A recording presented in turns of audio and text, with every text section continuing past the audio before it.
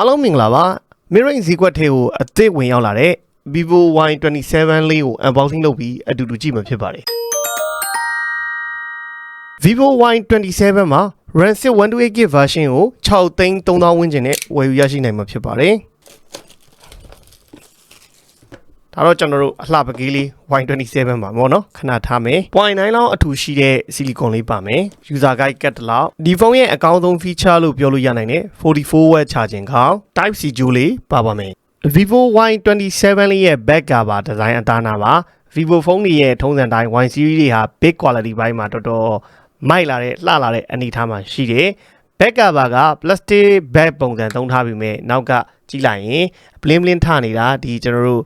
gradient လေးတွေ lighting လေးတွေပြီးနေတာတော်တော်ကိုလှတဲ့အနေထားမှာရှိတယ်ဒီပေါ်မှာဆိုကျွန်တော် diamond shape ပုံစံလေးပေါ့နော်အဲ့ဒီပုံစံလေးကိုလုပ်ပေးထားတာဆွဲဆောင်မှုအပြည့်ရှိတယ်ပေါ့နော်ဖုန်းကိုဆွဲဆောင်မှုအပြည့်ရှိသေးတယ်ဒီမှာ shape တွေပြီးနေတာတော်တော်ကြီးကို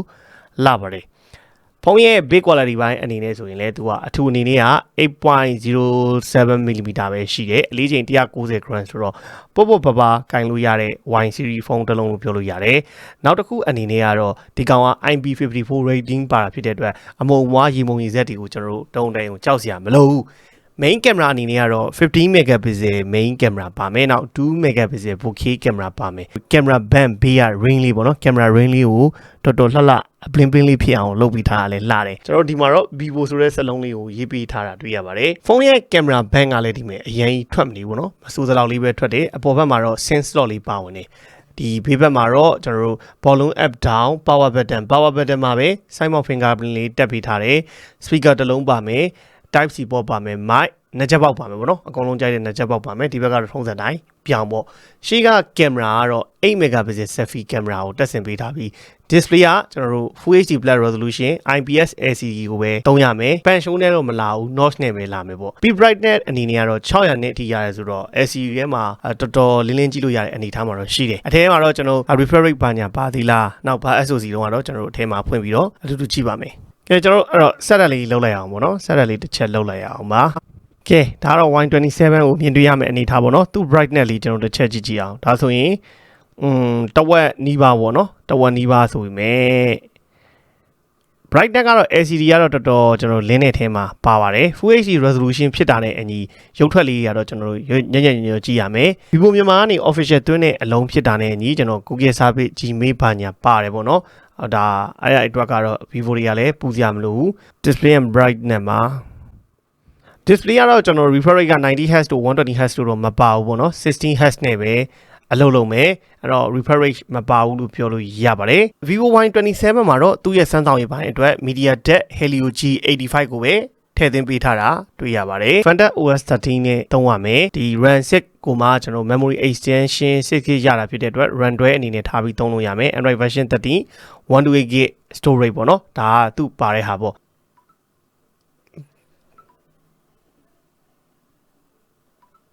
ပါဝင်လာတဲ့ fingerprint လေးကလည်းဒီလိုတက်လက်ပေါ့အလုပ်လုပ်တာကို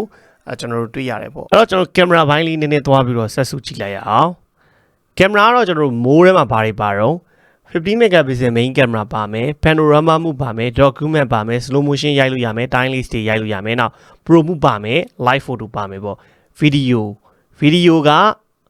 1080p 30fps ပဲရမယ်ပေါ့နော်ကျွန်တော်တို့16fps မရဘူးအဲ့ဒီတစ်မျိုးပဲရမယ် photo ပါမယ် portrait ပါမယ်နိုင်မှုပါမယ်ပေါ့เนาะဒါကတော့ကျွန်တော် Y series မှာပါနေကြအတိုင်းပဲ selfie မှာလည်းနိုင်မှုပါမယ် portrait ပါမယ် photo ပါမယ် video ပါမယ် selfie video မှာလည်း Full HD 30fps နဲ့ပဲရိုက်လို့ရမယ်အတူတူပဲပေါ့เนาะအဲ့တော့ကျွန်တော်တို့ဓာတ်ပုံလေးကတော့အနည်းငယ်ကျွန်တော်တို့စမ်းရိုက်ကြည့်မယ် ViVO Y27 နဲ့ဒီ screen မှာစမ်းရိုက်ထားတဲ့ဓာတ်ပုံအချို့ကိုထည့်ပေးလိုက်တယ်ဒီမှာကျွန်တော်တို့နမူနာကြည့်လိုက်ပါရတဲ့ color အနေထားကတော့ vivid ဖြစ်တဲ့ဘက်ကိုတော့သွားတယ်အရင် desaturate မဖြစ်ဘူးပေါ့အဲ့တော့မစိုးပါဘူးပုံမှန် camera result အနေနဲ့ကတော့ပုံမှန် Y series မှာတွေ့လေ့ထားရှိတဲ့ camera အနေထားတိုင်းပဲရပါတယ်ViVO တွေရဲ့ထုံးစံတိုင်းကတော့ကျွန်တော်ဒီ main camera နဲ့ပဲရိုက် selfie camera နဲ့ပဲရိုက်ပေါ့သူရဲ့ selfie AI portrait ဒီနေ့ကတော့ brother တို့ sister တို့အနေနဲ့လာမျက်နှာတစ်ပြီးပဲရိုက်တရင်တို့ပဲထားရိုက်လှအောင် filter တွေနောက်သူ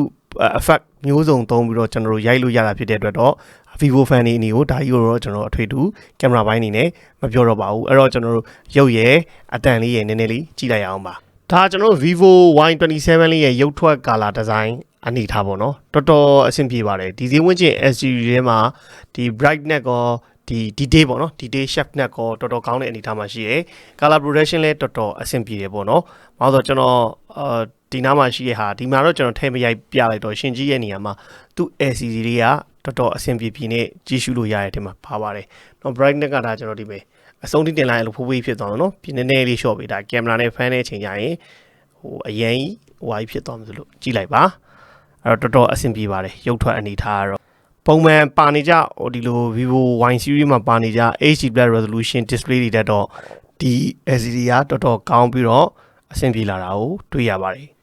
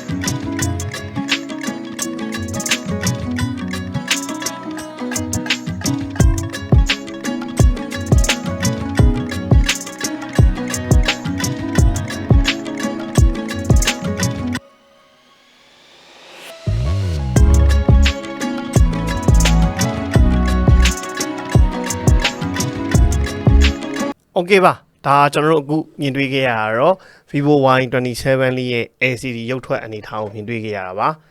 LCD ထဲမှာတော့တော်တော်အဆင်ပြေတယ် Y series ထဲမှာလည်းတော်တော်ကောင်းတဲ့ထဲမှာပါတဲ့ LCD တစ်ခုလို့ပြောလို့ရပါတယ်နောက်ထပ်ကတော့ကျွန်တော် speaker ပေါ့ speaker ကတော့6သိန်းကျော်မှာလောလောဆယ် speaker တစ်လုံးပဲပါတယ်အဲ့တော့ mono speaker လေးပဲပါတယ်အဲ့ကောင်ရဲ့အတန်အနေထားလေးကိုကျွန်တော်နားထောင်ကြည့်ရအောင်ပါ